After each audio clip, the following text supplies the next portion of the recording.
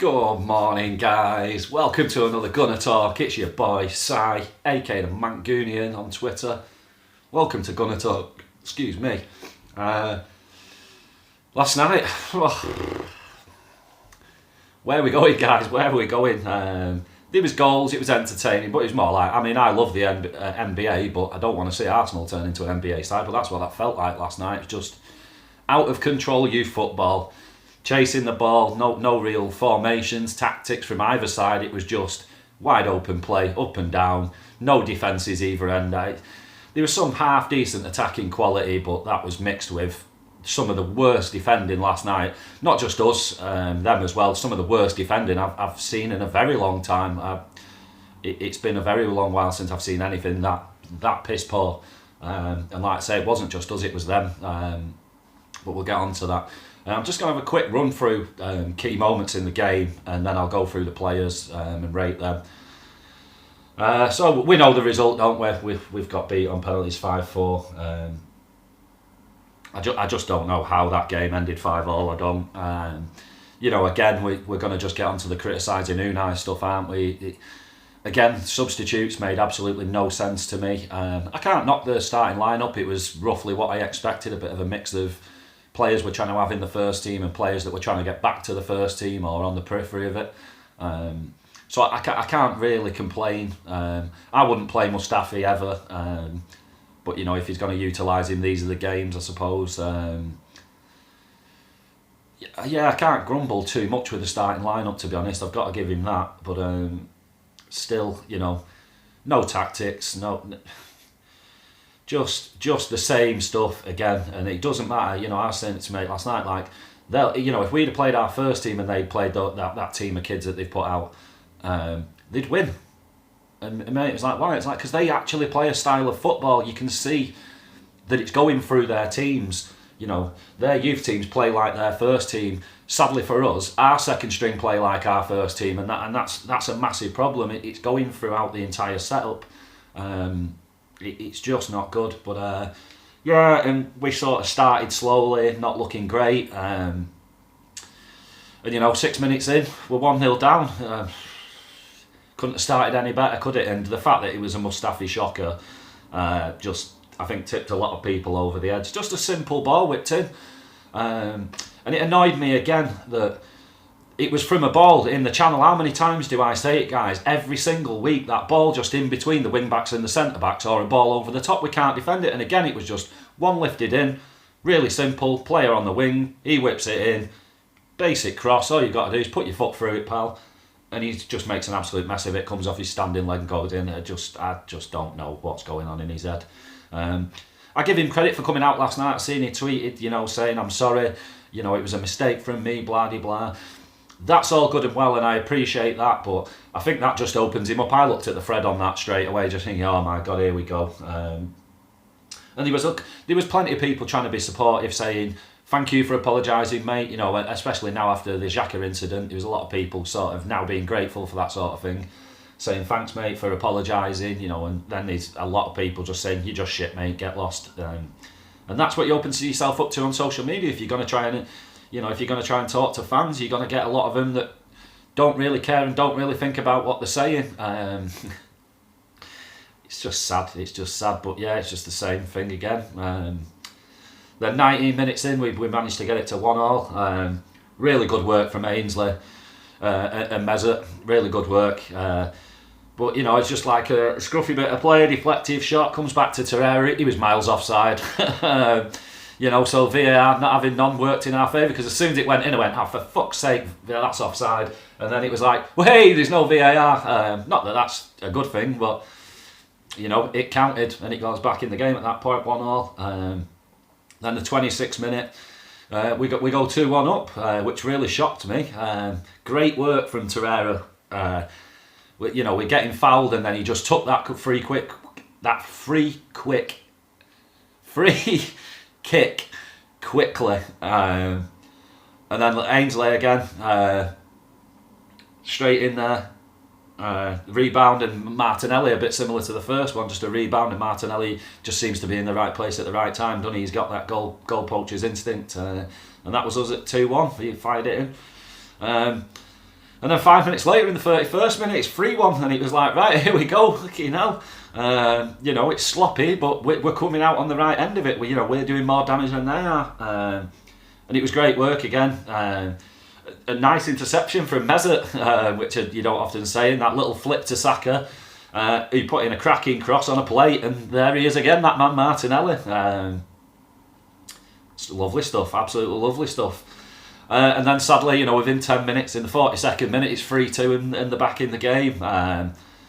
Disgusting dive from that Elliott. I enjoyed watching that kid play last night. Not sure about the hairdo, but he wouldn't be sure about mine either. So I'm not going to have glass houses and all that. But yeah, it's a disgusting dive. He's again, Martinelli. I'm not going to hammer him because he's a striker. I'm not shocked that he's shit at tackling, but just dangling a leg again in the box. It's like, guys, just fucking let him shoot instead.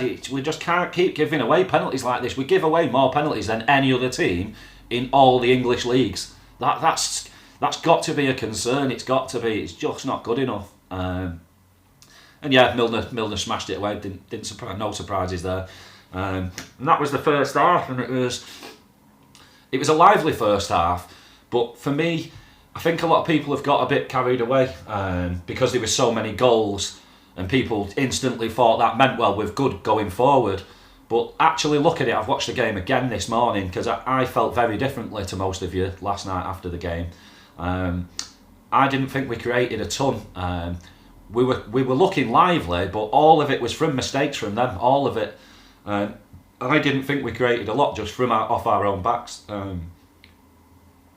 But yeah, it was another half where I just go, we just can't defend. There is no system, no tactics, nothing. We're just all over the show. And we're just taking our chances at the minute. It is literally just like, somebody's put a message out on Craigslist about, I need a football team for this Saturday. Any 10 guys that are up for it, come and give me a shout. And that's what we're playing like at the minute. Just we're winging it on talent. It's not good enough. Second half though, all of a sudden, 10 minutes after half time, 54th minute, we're back to a 2-goal lead again. Another shocking mistake from Milner this time. I was really surprised with him. Really, really softly hit back pass, and it was class from Ainsley again. He was in there like a fly on shit, wasn't he? Like white on rice. He was in there, nicked the ball.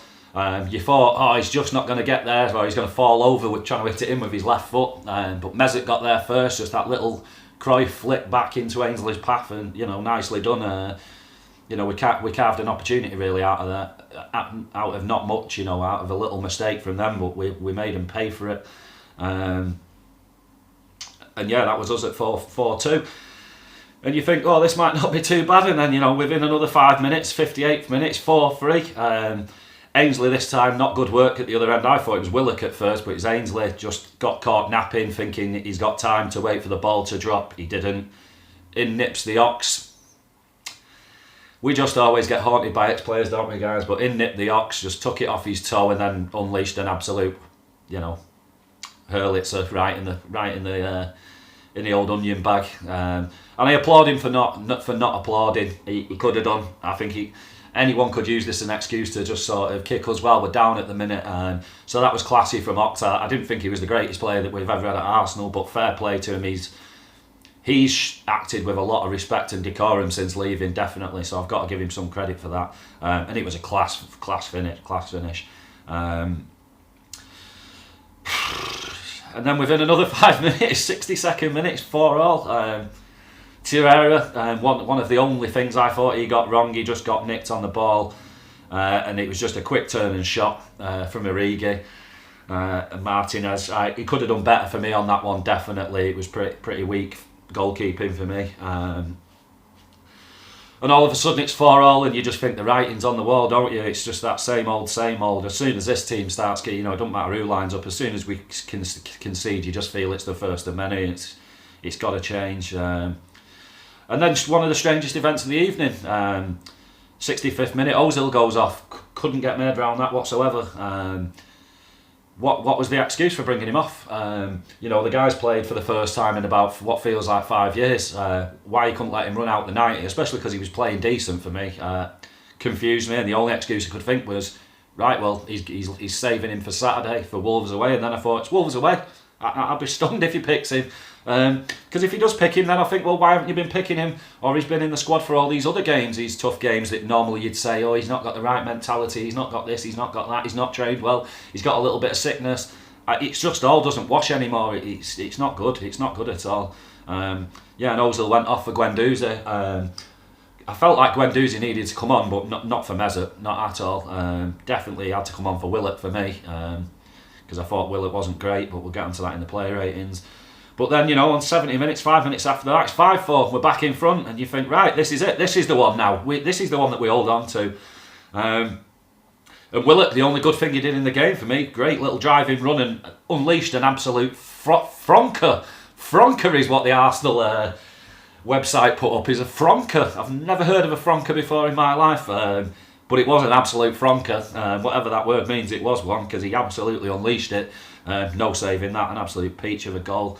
And like I said, all right, we hold on to this one now. We're home and hosed, not long to go. And on the 70th minute, then Torreira comes off for Ceballos, and you just go, right, what do we need, more goals or something? What's happening? So strange, so strange. And again, it made me feel the same as the Ozil sub. It was like, why's Torreira coming off? He's been one of our best players. He's the only midfielder we've got that can tackle properly and hold a position at the base of midfield. Mind blowing. Absolutely mind-blowing, couldn't get my head around it. And then the 83rd minute, Kohler came off for Turner. And lo and behold, 94th minute, all we've got to do is just see it out. Just an easy cross, lazy, lackadaisical, switched off defending, thinking the game's won. Just a good finish by Origi. Saka, for me, didn't do enough, should have stopped. Again, it was like my complaint, what did I say about Xhaka for the second goal against Palace? It's not just a him thing, it's the entire team are too slow, all doing the Liam Gallagher like that, wading over nice and slow to try and stop a cross, and it's not fucking good enough, it's not good enough. Switching off way too easy, and it's just too easy for teams. As I said to you, we're as easy as Norwich. We are the second worst team in this league for letting teams just put the ball in our box. It's piss poor, sick of it. Just the defending on a whole, it's just awful, again, absolutely awful. So that was that. Then we get to the penalties, Ceballos missing, senior player. I'm not going to hammer him for that, because penalties are, it's easy to talk if you've never took one. I ended up in tears at the age of 14 through being captain and missing a penalty in a penalty shootout that cost my team a cup final, and it broke my heart, I'm not going to lie. And I think it was the only penalty I missed in about 6 years. Same technique, keeper went the right way that day. It's the tough penalties. They're easy to talk and say, yeah, well, it's just a shot from 10 yards out and you've got to be scoring it. It's not that easy, guys. It's not. And you've got to add in the pressure that these guys are facing anyway at the minute. I've got to applaud any of them that actually were willing to take the ball last night and put it on the spot and have a go. And I thought the penalties were good. Ainsley again made me laugh with his. He's so cool and calm. I hate stutter run-ups. I always think that they're the one person in a penalty lineup that you can say is the one where your arse will be like a bunny's nose, 10p, 5p, because when you're not taking a fluid run-up, for me, it just means that you're going to sort of jerk into the ball and you might not get a clean connection on it. I don't like stutter penalties, but Ainsley, I had every faith that I thought he was going to Panenka it, I must admit. I thought, God lad, if you get this wrong, you are going to get the wrath. Stunning, absolutely stunning penalty. Just shame it, the ones that went in didn't mean anything in the end, and it's over. So that links into player ratings. Martinez first, he gets a 3. He was poor. You guys know a rating. I think he can put it up to Leno as number 1. It was just an onslaught last night, and I thought he was to blame for a couple of them. Most of them, no, there's not a lot he could do. Like I say, I watched it back this morning, but there was definitely 2 of them where he should be doing better for me. I can't defend him. And I noticed somebody last night having a go at him about the penalties because he dived the wrong way, and I thought, it's 50-50 choice, guys. I'm not going to blame Martinez because look at the pattern that keeps continuing. We blame Cech because he can't save penalties. We blame Leno because he's not saving any penalties. Now we're having to go at Martinez because he can't save any penalties. Instead of blaming the players, let's have a look and go, well, are these guys getting any goalkeeping coaching? When are they ever practicing penalties? Because it's a recurring theme. It's not coincidence that all of our goalkeepers are basically just 50-50 choice in penalties. none of them seem to have done any homework on, as soon as that game's over last night, surely there should be somebody, if we're saying Unai is some analytics man, and a PowerPoint guy, surely he'd have had a list of Liverpool players that were capable of taking a penalty last night and which way they normally go. Because if I was manager, that's what I'd have had. I'd have gone, right, let's have a look, some sort of heat map of where his last 10 penalties have gone for each Liverpool player. It just doesn't feel like we're doing anything like that. Goalkeeping coach, I think, is non-existent. A bit like our defending coach. Just coaches, I don't know whether we've got any. I don't know who's doing what on the training pitch, but we're poor. And we're poor all over the pitch. It's crap. That was Martinez. He just move on. That was a bad day at the office for him. It's one of the first one for me from him this year. So how people are hammering him when there's other people that are performing shitly week in, week out, I just don't know. Like I say, for me it was one for him. Just put it to the back of your mind, mate, and we move on. Not great, but I'm not going to berate him for it. Certainly not. He just needs to improve next week and make up for it in his next performance. Bellerin, he gets a 4. He wasn't great, but he wasn't poor, and he certainly wasn't the worst player on the pitch for us. I thought out of all the defence, I thought we had the least amount of trouble coming down his side. But he's making me nervous, Hector, because he's looking like he's getting his fitness up, but he doesn't quite look there football-wise. I was expecting a little bit more from him, I must admit. Captain. He's not my choice for captain. I keep saying, I've said it about him and Holding, they just seem like two nice guys for me. Not just two as in the number two nice guys, they are two nicer guys. And they strike me as, like I keep saying, like club ambassadors, the guys that you send to see, to Great Ormond Street and that sort of thing, and, fans really love interacting with these guys. But when I look at an on-pitch leader, I don't see any bit of that in either of them. I don't. No disrespect, because I like both, but I like a bastard of a captain. I like someone that's no nonsense, someone that, if you got in a scrap on a pub car park, they'd be the one, that's gone like that at the bar and they've come outside with a shirt off, and they're ready to put people in hospital. And I don't get that feeling about those two. Like Guendouzi, Tierney, they're the sort of bastards I want as a captain. No nonsense type players that, like I say, would shit in your mouth while you're asleep. Just proper horrible, and they'd think it's funny. That's the type of person I want. But I'm not going to use that as a way to criticise him just because he's not my idea of a captain. Holding, he gets a 2. It's absolute shocker. I know what, I'll give him some leeway because you're playing next to Mustafi, and you've got Kolasinac the other side. That's not a stable environment to play good football, is it? But he was poor. He just looked like a lost little kid last night. For me, he was just. He just looked like he was there for the taking. It's got to get sorted for me. It's got to get sorted. It's not good at all. But I'm not gonna, just because I like him, and I've been saying, we need to give him a go, or Chambers a go next to one of either Socrates or Louise. I don't want to see that partnership anymore. I'm going to see loads more of it, but I don't want to. But these are chances for Rob. Although you've got to say he's there to gain fitness, he's got to also be putting in a minimum of a 4, 5, 6 out of 10, and that was a 2 for me last night. But again, not going to rinse him over it. He's going to be important. It's time to move on. And like I say, similar comments to a lot of these guys is that make up for it in your next performance. Don't let it become a recurring theme.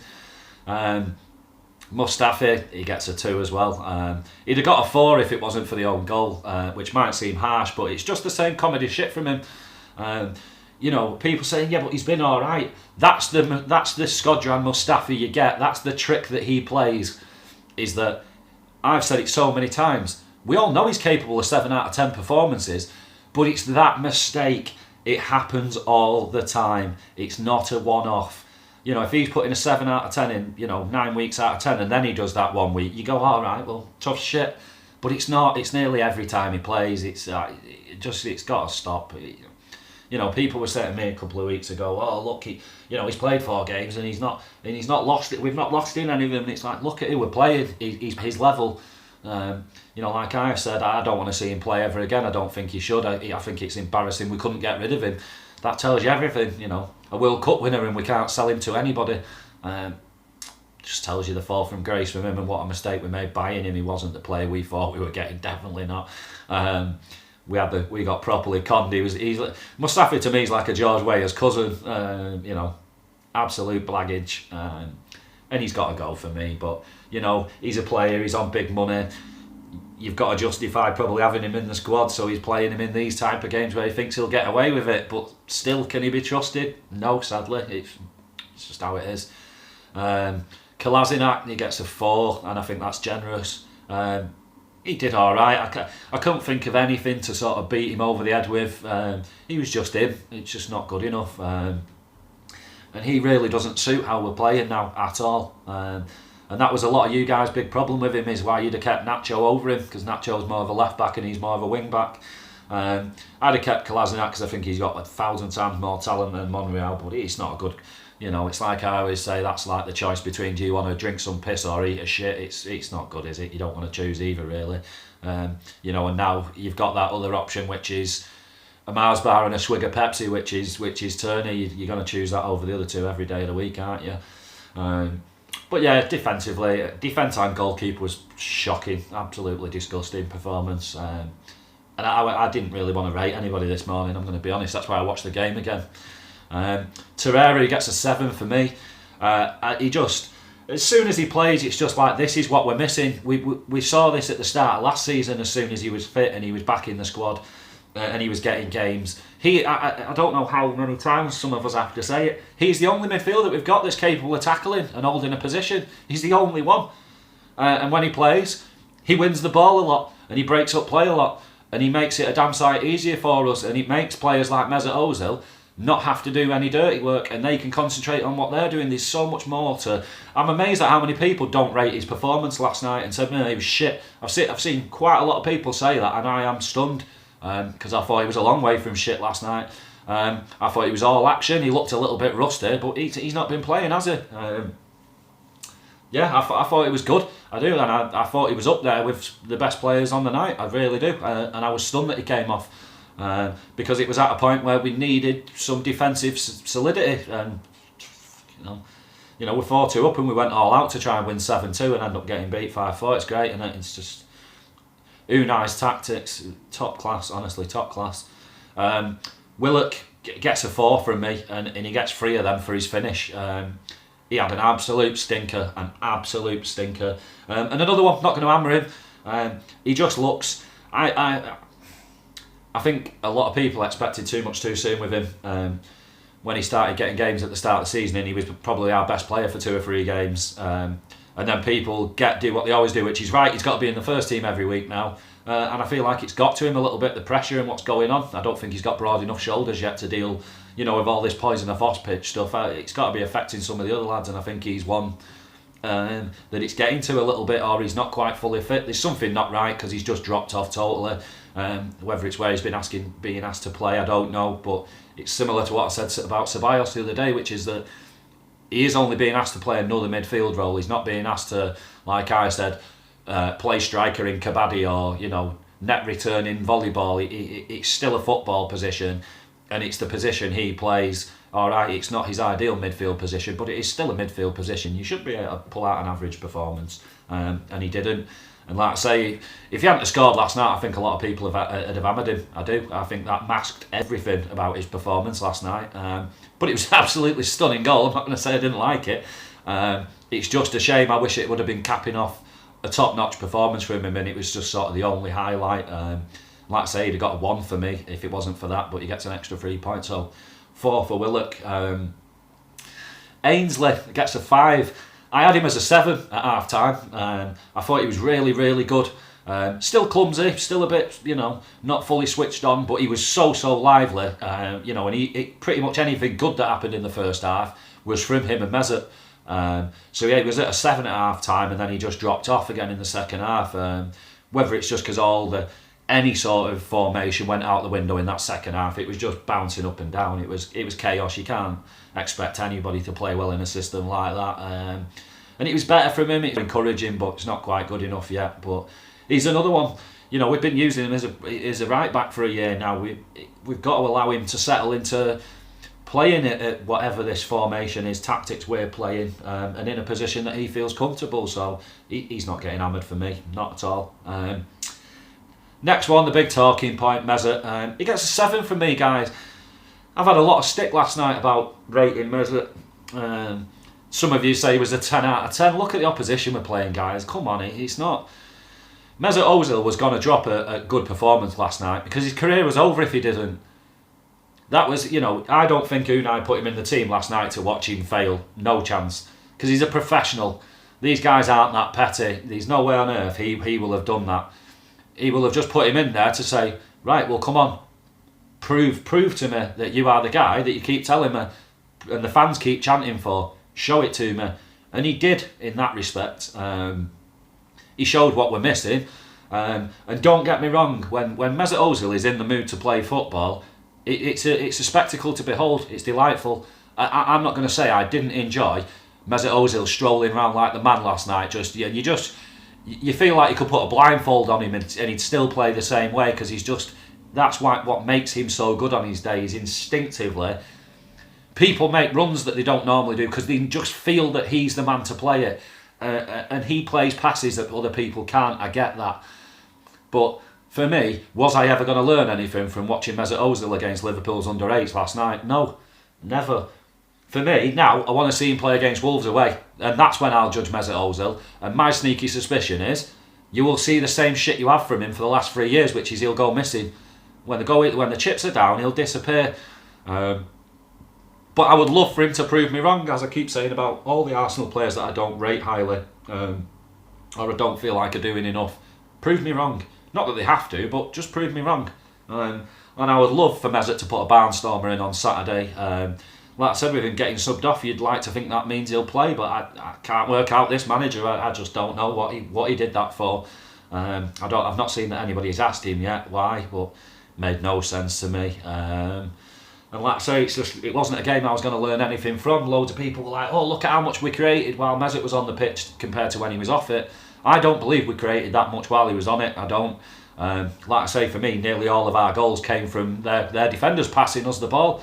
Their young kid, that Van Dag or whatever he was called, Van Hager, the looking left-back, centre-back, he must have given us the ball 6 or 7 times last night, just passing it to players, really, really sloppy. And that's, like I say, for me, their defence was a 1 last night. It was disgusting. I felt like they had a lot more defensive issues than we did last night, and that takes some doing. They were really, really all over the show. And we benefited from it. But like I say, I've watched the game again this morning. I'd love somebody to put a compilation together of all these wonderful opportunities Mesut carved out, because I've not seen them, and I've watched the game twice now. Maybe 2 or 3 times. It was from him just playing well. The rest of it was from somebody giving him the ball. Sounds harsh, but it's true for me. He gets a 7 and gets no more. Like I say, if that had been against the full strength Liverpool side, he'd have got a 10. But no, it was a long way from that, I'm afraid. Saka, he gets a 4 for me. He was poor. But he's a young kid. He's being asked to perform week in, week out in the first team. No surprise that his form's dipping when the pressure's being put on him. And that's what people need to realise is he was looking lively when he first came into the team because there was no pressure on him. It's just, look mate, you're 17, here's 20 minutes, go play football, go enjoy yourself, go express yourself. That's not what he's been asked now. Now he's being asked to put numbers on the board, and that is totally different. Totally different. It's like working in a sales environment, that first day, and they'll say, right, just pick up the phone, it doesn't really matter if you don't make any sales, blah, blah, blah. And then the next day when you've got your contract, it's like, now mate, if you don't get 4 people to say yesterday, your kids don't get fed, it's a totally different pressure. It doesn't all of a sudden become so easy to pick that phone up. And that's what I feel with him. I feel he needs a break. He's in the limelight too much for me, and this is it. It's like somebody said last night, one of my mates, and he said it's Liverpool youth versus Arsenal youth. That game last night, with a little sprinkling of senior players. He said, but the problem is, that's their youth team who are just playing like as their youth team. He said, our youth team, we're being asked to play as our first team, and it tickled me because I thought that's exactly what's happening. We're relying on children, and full well that isn't going to make you week in, week out consistent. Not a chance, unless you've got a massive bunch of them that you just can rotate in, and he isn't. and I feel he'd have got more value out of one game chucking Saka on for 20 minutes, another game chucking Martinelli on, keeping everybody just bubbling over, and instead he's giving everybody a bit of that. Right, you're getting 2 games, then you don't get 2 games. You're getting 3 games, then you're out for 5 games. It's not working. No one's getting any fluidity at all. And yeah, for me, he just needs a break. Maybe just bang him back in the under 23s for a couple of games and just let him enjoy his football again. Because I feel like we're just going to make him crack if we keep doing what we're doing now. It's going to be sad to watch, I think. Just luckily, I'm someone who won't get on his back. He gets a ride all year for me. He's certainly not someone that I'm going to start pasting. No chance. And last but very much not least, Martinelli, again cracking. Just another all-action display. You know, it shows you work hard, you get results, and he's the epitome of that. Again, just cracking striker instincts. He just, you know, you can say, well, he's only scoring goals from 3 yards out. Yeah, but you've got to be there, and he just seems to have that knack of how come it's always him that seems to be there. That's a talent, guys. It's not fluke. It's a talent. And yeah, I mean, I think I've seen people saying he's world class last night, and he's like, rein it in, come on. Because that last night, like I say, if you look at a lot of those positions, especially their back 4, and that's why I was disappointed with Saka, was he was against a kid of his own age group, and that's why I expected more out of him last night, and why I was extra disappointed. You know, playing against hairy arse men in the Premier League that have been pros for 10, 15 years, it wouldn't shock me that he'd struggle, but playing against other kids that aren't playing first team football, that are only playing youth, I expected more. And it's the same what tempers my enthusiasm with Martinelli. He was great, but it was against kids of his own age group, and I do believe he's a little bit ahead of most of them. To say he's world class is ridiculous. I'm not even going to say I think he could be world class yet, because I've not seen anywhere near enough. He was good last night, but it wasn't mind-blowingly brilliant. You know, he wasn't ripping the team a new one. So he gets an 8. He was man of the match easily. No two ways about that, and he was a bit above everybody else. But I'm not going to hail him as some future great yet. Not absolutely no chance. And it's the same with him, with people saying, right, he's got to play now, he's got to start. No, guys, no, because then the same will happen to him that's happened to Saka. Or you're opening him up. I'm not saying it definitely would, but you're opening him up to it then. That the pressure's on him then all of a sudden. At the minute, he's being asked to just go out in games where it's just play for fun, mate. Whereas then, if he's being played in the Premier League, there's the pressure on him. There's enough pressure on the senior squad at the minute to get results in the Premier League. I don't like the idea of that. I think we should just, if it's not broke, don't fix it. He's doing well, getting his bits he's getting at the minute. Let's do that and let him keep performing the way he is. Why heap pressure on him? You know, for me, up top, we should be heaping pressure on the guys that are capable of carrying it in Oberlacher and Pep. These are the senior pros. They're the guys that we should be going, this responsibility this weekend is on you to get a result. Not fucking 18-year-olds. I'm sorry, guys. Doesn't matter how good they are. We're just setting them up for a fall, and that's what I honestly believe. I don't like that. Just, right, he's played well, bang, get him straight in the first team. Right, well, he's played well, get him straight in the first team. Nah, don't work for me. That's it, player ratings. The subs, what did we have? Gwendo, he did alright, but I struggle to rate people that have spent 20 odd minutes on the pitch. He wasn't great, he wasn't poor. In that space of time, you're getting a 2 from me or a 3. Ceballos then had 20 minutes, he was dog dirt again, but I'm not going to hammer a guy for 20 minutes. I'm not rating any of them guys. Same with Turney, I'm not rating him on 7 minutes. The only one thing I will rate Turney on is I saw people saying about Bellerin last night after the game, saying Bellerin captain material for making the players come over to the fans. We rewatched the video because it's Kieran Turner. As soon as their winning penalty goes in and he sees Guendouzi and a couple of others walking off, he's the first one to go, "Oi, boys, we're not in a position where we can't say thank you to these travelling fans that have come, as I know from my neck of the woods down to you guys in London. It's a good 3-4 hour journey. Unless you get in the train, it's a long fucking journey. It doesn't matter exactly how long it is. It's a long round trip, and I applaud him for that. But I said it last night. That's because he's captained the proper side. He's been the captain at Celtic on occasions, and that is an unforgiving fan base. Forget fucking what people think about us. You want to go and watch a few games up there, in big games for them. That's when you'll know what a toxic fan is, because those fuckers are beyond unforgiving. Not saying that as an entire fan base. I don't want the entire Celtic fan base coming for me today, but because I have massive respect for him. They're great. But when it goes wrong and put it one way, if Kieran Tierney had worn the armband for 5 minutes for Celtic and done what Granit Xhaka did, the guy would have to emigrate. He wouldn't be able to set foot in Scotland ever again, and I'm telling you that for a fact. I'm not trying to say Celtic fans are violent, but his family would have gone missing. That's all I'm going to say. And he's fully aware of what it's like to deal with a big time club with a big time fan base, and that's what we are. We are as like them. We're a bit of a sleeping giant with a massive worldwide fan base, and it's got to. Oh, it's just tricky. It's tricky because, like I say, you're held to an expectation that you're not at other clubs. And Kieran Tierney is someone who knows what that is all about. So he, like I say, for me, if it was a choice between Bellerin and Tierney for captain, there'd be no choice for me. It'd be so glaringly obvious. And just a bit of racism in there for me. The fact that he's just Scottish and he's hard as fuck. And like I said the other week, there'll never be an occasion where you'll see him in an Arsenal shirt go like that to a cross or a tackle.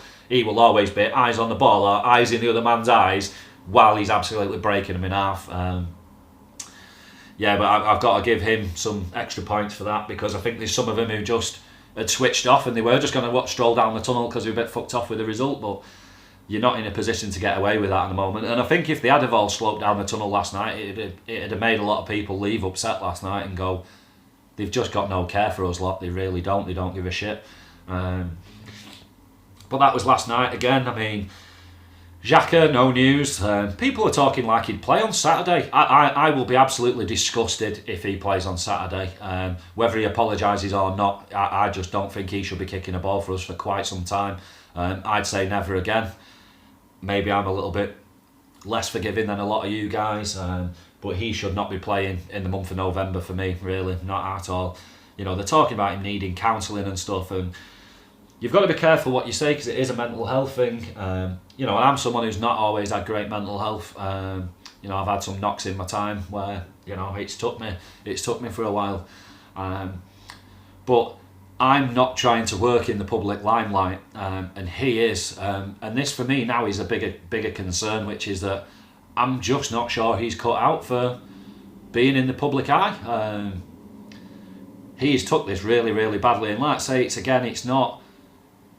not saying that what's going on is okay, because no, you can't justify what's going on. There's no way on earth that anybody who plays a game, it's a game. Some people need to remember that it's a game that people play for fun. Should ever hear stuff said to them about the kids, wives, family, whoever it is, that's lower than a snake's belly for me. Absolutely unforgivable. And fans that say that stuff, they should be caught and they shouldn't ever be allowed in the ground ever again for me. And that's not enough punishment. But sadly, it's a part of sports today, and he is not the only player that gets horrific online abuse. And I've tried to say to people, I work in it. It's everybody. It is everybody. Look at TV stars, politicians, sports stars. They all get it. They all get it. And you can either choose to laugh it off or ignore it or fight back. And if you choose to fight back, you're just opening Pandora's box, and that's what he's done. Take a page out of somebody like, what's he called? James Blunt. Look at that guy. He gets told every day, you are the shittest singer going, bloody. And what do you do? Thanks, mate. Thank you. Really appreciate your feedback. Thank you. He's gone the other direction, which is, I feel, the way you have to be about it, because otherwise it'll keep you up at night. And there's no point in it keeping you up at night, because it's empty words from wankers that are just trying to get a rise out of you. Do I believe they fully mean what they're saying? No. Do I believe they're saying it just to get you to react as in a terrible way as possible so they can go, haha, I told you he's a dickhead? Yeah. And that's what I said to you guys, that's what I didn't like about it. I want to be proud that, or happy that it means he's probably done and that he's shown himself up, but you can't, because it's a human. And I tried to say to somebody last night, I try and hold myself to a rule online, which is that if I've got something negative to say about an Arsenal player or Arsenal, just don't have a go today at just not putting their hat in there, or whatever you want to call it, their handle. Just don't put it in there, and just voice your opinion out loud on the internet. How does that feel any different to you? Because that's what I do, and I get to say Xhaka is shit, we're shit, whatever. Nobody even knows I'm saying it. Nobody. But it's off my chest. What do I need to at Granit Xhaka in a tweet to tell him his shit for? Why? Why does he need to hear my opinion? I'm not that self-indulged person. I'm not. Just because I've got an opinion doesn't mean people need to hear it. Keep it to yourself sometimes. So that's what I do. I just voice it out loud on my Twitter. And like I say, I think there's no reason to at those guys in it. I get the same nice feeling of having it out there, and they don't get the shit of having to read it. And then I do it the other way, which is if I've got something positive to say, I always at the club and I always at that player. Because it is nice for them to hear that stuff, and I think just everybody could learn something from that. I'm not saying I'm some sort of teacher, but it's so easy to do, guys. Just if you've got something negative to say, just tweet it. No ats, no handles, no nothing. If you've got something positive to say, bang at Arsenal in it, bang at the player in it, and get on with it. But yeah, it's just disgusting. It's not good. But there's been no apology since. There's been no real clarification from the club what's going on. I think that came at a good time, that game yesterday, although it's not gone well and it just adds to the problems. At least it broke it up a little bit and it got people sort of not talking about it, but it's not that people are going to forget about it. It's just going to carry on again on Saturday. And I think if he was thrown in straight in the first team, I think he'll get booed like fuck. Because I think there's people like me who aren't that forgiving. And like I say, I could have forgiven it sounds petty, because one of Mick said that's really petty that you've seen your arse so badly over a piece of cloth with Captain wrote on it and the shirt with a crest on it. And it's like, it's a tribal thing for me, mate. I love Arsenal a ridiculously large amount, and it is a tribal thing for me. And the taking off of the shirt and the throwing of the armband was the same to me as watching somebody set fire to a George's cross. It'd get the same reaction from me. Call it a piece of cloth, whatever. It's more than that to me. It means a lot more. It's symbolic. You can say it's petty, but I don't give a shit. That's what I care about. Not saying I care about a piece of cloth more than Granit Xhaka's feelings, as much as I don't like him. No, I value a human's feelings over a piece of cloth, but he because of having hurt feelings, then went and hurt other people's, and that's not the way you fix things. I could have handled the cupping of the ear and the whatever, but then he could have just walked off down the tunnel or sat on the bench and then come out after the game and said, you're a set of wankers, why are you picking on me? Why, look at the abuse I get online, and then you guys in the ground are booing me as well, cut me some slack. And if he'd have done it in the appropriate avenue, I think he'd have gained fans about people like me that might not want him at the club, but would have backed him on that front. But to just come out and tell everyone to fuck themselves, you can't do that. You can't. And throwing the shirt and the armband, or taking the shirt off and dropping it down the tunnel and then leaving before the game, that's sacrilege for me. Just a total lack of respect for the club, and I can't abide by that. I'm sorry, I can't. I just cannot. And now we look to weekend, Wolves away. You've got to think now that regardless of what he does in defence, you'd like to see Tierney and Bellerin start in defence, definitely. Regardless of what two centre-backs he picks. At the minute, I don't really care out of centre-backs who he picks, what mixture of two. I'd like it breaking up where it's not Socrates and Louise together, but whatever. But I'd like to see Hector and Tierney start at wing-backs. I think we're going to need that against Wolves. And then the midfield for me, it's going off form at the minute. It's got to be Torreira and Guendouzi sat deep, Ozil giving the free rollers Cam, and then the main three up top, Lacazette and Pep. And let's see how this works, because this is what we're looking to build a team off for another year. Like I keep saying, we can't build a team around these guys for the future, because some of them won't be here in 2 years, and some of the most important pieces in that. But for the now, if he's not going to put that combination together now, might as well start selling some of them, because you're just going to lose value keeping them and not playing that system. We've got to see it. We've got to see it at some point, even if it's just to shut most of us up that are weekend managers, sofa managers. What can we beat him over the head with? If he plays that, what most of us want to see, that's 6. What can we do if he plays it and they're absolutely wank? Then we've all got to readjust our thoughts and feelings, and it cuts Unai a bit of slack. Not that I think he deserves cutting slack, but we're all just getting hung out to dry at the minute. I feel like the manager's getting hung out to dry, the players are getting hung out to dry by the manager, the board are hanging the manager out there. It's everyone is looking after their own back at the minute, is how it feels to me. Everyone keeps chirping about team this, team that, team spirit, togetherness and all that bollocks. I don't see anyone pulling together at the minute at the club, I don't. And I think it's really piss poor that Josh hasn't come out and said something, or Raul, about this entire situation. Because once again, it's just fans and money paying money-paying supporters that are left in the dark again. It's not good. It's not on. But weekend, don't know what lineup we're going to see. Don't know what formation we're going to see. He'll probably go a 4-9-7. I just give up with the guy. I've stopped trying to second guess him. I'll just see what I see at weekend. And Wolves have been shit this season. A team that I would say are strong, but they've been shit this season. There's no two ways about it that they're going to be a lot better when they come up against us, because they're going to fancy the chances. They're going to look at this game and go, this is the game we kickstart our season. Look at the state of what's going on with these lot. This is where we could really shut up shop, park the bus, and just see this lot off the pitch 2-0. And that's what I believe they're going to try and do. Don't think they're going to try and play us at football. I think they're just going to frustrate us. No, we're not good enough to break down the lines, and they'll just see us off. If they get a couple of chances from corners, free kicks, they'll score, because we can't fucking organise a defence. It's just our feeling, and then it's more pressure on Unai again. And like I say, I don't get really why they're hanging him out and they're not just letting him go, because it's only going one way from here for me. I just, again, last night, total mix of players, totally different lineup, play the exact same, no philosophy.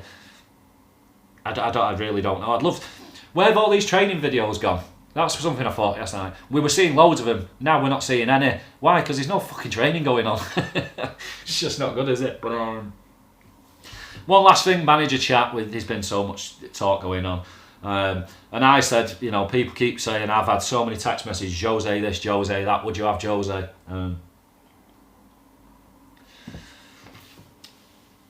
I would have Jose, but as a real, no other choice. Let's not forget that guy, some of the shit he's said about this club and some of the shit he said about Wenger. I've met him. He's a nice guy. He is a nice guy. He's totally not like how you'd think. He was really lovely towards me and spent a good 20 minutes chatting to me when he didn't have to. But that aside, I can't. He's a bit like Xhaka. I can't forgive some of the things he said. Yes, I think he'd be better than Unai. Do I actually want him at the club? No. Do I couldn't want him any further away. I just think he'd mess up too much stuff. He'd just cause too much friction. And these other managers, one of my mates said it to me last night, because there was a few of us sat and he was saying Jose in, and my other mate said, seriously, he said, that will break my heart about this football club if we fucking booed out Wenger and saying that top four, or struggling to just get top four and winning FA Cups wasn't enough, to then get an absolute worm weasel like Mourinho to then try to battle to get top four. He said that's the most upside down fucking thing I'll ever know this club to do. And he has my total agreement. I feel the exact same way. If we're going to go and get Jose, I would rather have Wenger back, knowing full well that we'd still be shit. Knowing that, I would still have him. We've got to look to the future, guys. I keep saying this. Why don't we look for somebody young that we can understand, like an Eddie Howe, like a Nagelsmann, somebody like that, Arteta possibly, somebody young with ideas that's got a philosophy that they're going to try and play with.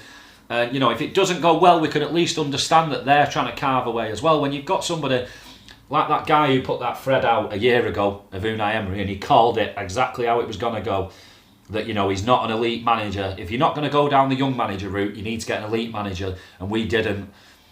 And that's where it stands for me now with the Jose thing.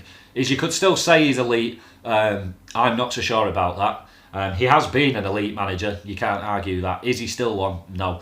And like I say, for me, you're either going to go down the Conte, Allegri, Simeone route, your Klopps, your Guardiola. I know they're not going to happen, but you know what I mean. You either go for your top end, or you go with somebody young that you can buy into their philosophy, and you go, right, we're going to go on a journey with this guy. Like I say, like an Eddie Howe. I know a lot of people won't want to hear that name, but I think we play better football than we're doing now. But like I said, I feel that about most managers in the game at the minute would do better than what we're doing now. Said it, we got outplayed by Sheffield United, so Chris Wilder would be better than Unai at the minute. Not that he'd be my first choice, but he wouldn't do worse. But I'm sick of saying that. I always say it. I don't want, well, he'd be better. I want the best we can get. It's the same with players. I'm sick of that. Well, he's a little bit better than Ramsey. I don't want a little bit better than Ramsey. I want the guy that blows Ramsey out of the water, or don't fucking bother, stick with Ramsey. And that's the same way I feel now with manager. Is I don't want to go from one sack of shit to another. One load of toxicity to another. At the end of the day, Jose, whether you think he might be good for the job or not, he's a polarising character. You either love him or you hate him, and I don't want that atmosphere at the club anymore. We need a manager that everyone's going to give a fresh start, that everyone's going to go, right, I could get behind this guy. Jose Mourinho isn't that. Half of the fan base are going to go, I can't watch that I cannot watch us play while that bastard's in the dugout. Just does not sit right with me. And I feel the exact same. To me, that'd feel like being married and then the guy that your missus' ex-fella comes and lives with you. I couldn't fucking sit eating breakfast every morning looking at the bastard. I couldn't. And that's how I feel with Jose. It'd make me feel ill. It'd make me feel hollow inside seeing him with a suit on with the Arsenal. It'd empty me. I think that'd really kick the last bit of love out of me for this club. And I'm struggling to hold on with the bit I've got left at the minute. That's not something I want to see. I've seen people keep talking about Ten Hag, but there's no way he's coming to us. He's already said Germany's the way for him. But yeah, I have opened my mind up a bit more to the possibility of Arteta. I'd love to hear a bit more about Freddie. I'd love to hear more talk from Freddie about his ideas on football, because I've never really heard anything. We all love Freddie. If you're a fan in the 90s, the 2000s, there's no reason why you wouldn't love Freddie. That doesn't instantly mean to me he'll be a good manager and he's someone I'd have to get behind. For me, you've still got to have the credentials. I don't care how much of a hero. You guys know I was really close with Thierry. When I spoke to him about the job and I said, come on, big man, come on, we want you back at the club. And he was like, Si, he said, it'll be years. He said, I would love to come back as a manager, but I'll come when the time's right and when I'm capable of doing this club. He knows what it means to be Arsenal manager. He knows what it's like to play for the club, and he knows what it'd be like to be the manager. The scrutiny, the expectation. He knows the only way Thierry Henry will be an Arsenal manager is if he really excels as a manager. If Thierry Henry only sees himself as a League One manager, he would never want the Arsenal job, because he loves the club above himself. He wouldn't come just for money. He would only come to this club. Trust me, guys, I had numerous conversations with him about it. He would only turn up if he felt like he could dominate the world with us. He was a big enough man to fill Arsenal's shoes. Because it doesn't look like we've got a guy at the minute that's even close to filling them, does it? And I don't feel like he left. Football-wise, the last couple of years, he didn't leave massive shoes to fill. Legacy-wise, he's left canoe-sized shoes that no one will ever fill. But in terms of just purely football, it wasn't hard to surpass what we did in that last year of Arsenal. We weren't playing great football. We were getting walloped by teams we shouldn't have been. We couldn't buy a win away from home. It just, you knew, there's no point in turning up to away games because you knew you were going to watch, and you're not going to put yourself through that. So it's interesting, guys, but it's another week of toxic, back and forth. We don't quite know what's going on. We're just left in the dark. We've just got to sit and suffer, and we'll see what happens at weekend. It's going to be interesting.